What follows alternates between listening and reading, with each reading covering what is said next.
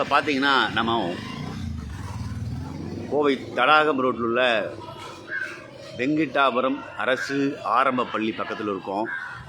ஆனால் அங்கே பார்த்தீங்கன்னா ஊரில் இருக்கிற குப்பையெல்லாம் கொண்டு வந்து சுகாதார ஆய்வாளர் அவர்கள் இங்கே தான் வெப்பம்னு சொல்லி தர்க்கம் பண்ணி இங்கே வச்சுட்ருக்காரு. இது வன்மையாக கண்டிக்கக்கூடிய விஷயம். நூற்றுக்கணக்கான குழந்தைங்க படிக்கிற இடத்துல எங்கெங்கேயோ இருக்கிற குப்பைகள் எல்லாம் கொண்டு வந்து ஸ்கூல் பக்கத்தில் இப்படி வச்சு ஏன் வைக்கிறீங்க கேட்டால் நாங்கள் இங்கே தான் வைப்பேன்னு சொல்லி அடாவடித்தனம் பண்ணுறாங்க. இது கண்டிக்கக்கூடிய விஷயம். அரசு உடனடியாக இதில் தலையிடணும். கோவை மாநகராட்சி ஆணையாளர் அவர்களே, இதை வன்மையாக கண்டிக்கின்றோம். இது போன்ற செயல்களை அரசு கண்டுகொள்வதில்லை.